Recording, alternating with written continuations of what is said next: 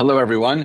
Hope that you are enjoying your Friday, heading into our Erev Shabbat, into Shabbat this week, the Torah portion of Noach, hence the ark, if you will, in the large amounts of water, the flood that God sends into the whole world because evil is so bad on the whole planet that God needs to actually wipe out all of humanity.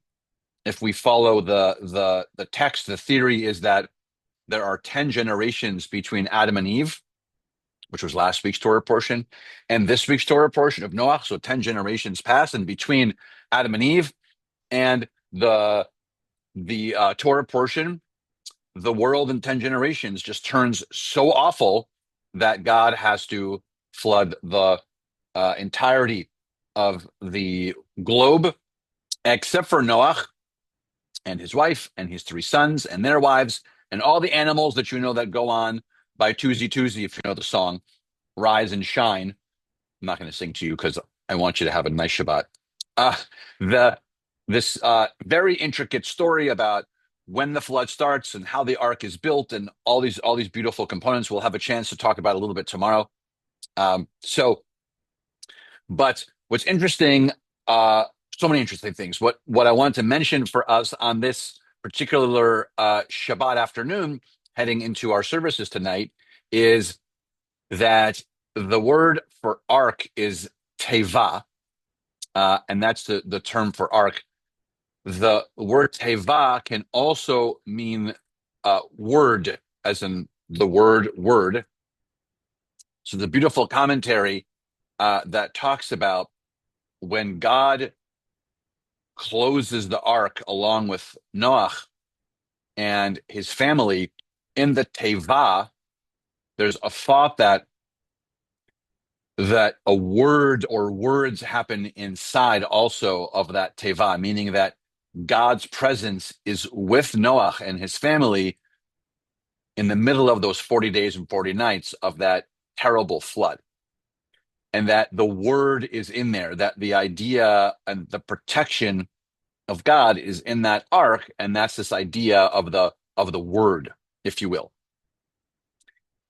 The next sort of cool connection to that is that the best time, quote, according to this commentary, to be inside the ark, like inside this protective barrier where maybe God really connects to us, was the all this time we had heading in the month of Elul, heading into Tishrei, which is the month of the high holidays.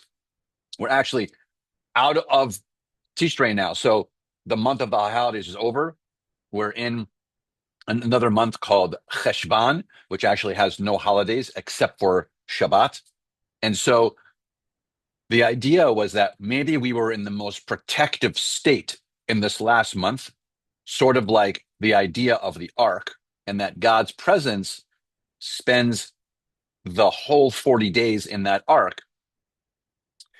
But we've said it before, maybe the biggest work we have to do in our lives is not in the cocoon, if you will, of the high holidays, but what we do right after.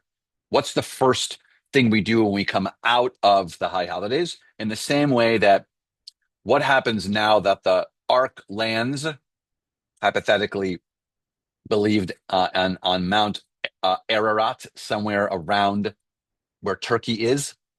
And so then God says to Noach, "Go out of the ark." It's in the text, and the commentary says, by going out of the ark, we're going to re-enter daily life, and so we're going to now decide our holiness and the idea that we're out of our protective barrier. What are we going to be doing?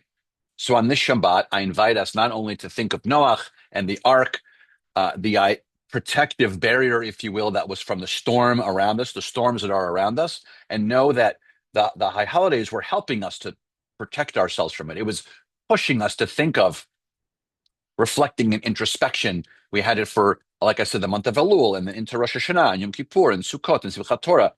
But now we're in the different month. We're in the month of Cheshvan, and we have to make this decision about what we're going to do now that we're outside the ark. So that's what I'm asking for all of us to do on the Shabbat. What steps have we already taken and or plan to do now that the holidays are over, in the same way that Noach will be commanded to leave the ark and figure out what the next steps are. That is our thought for the Shabbat. Services are a little bit different. They're at 6 o'clock tonight, actually. It is our pet-friendly Shabbat. It's called Noach's Bark, if you will. So it's pet-friendly. Bring your pets tonight. It's going to be nice and easy and fun service. And so I have a T-shirt on that says, need an ark? I know a guy.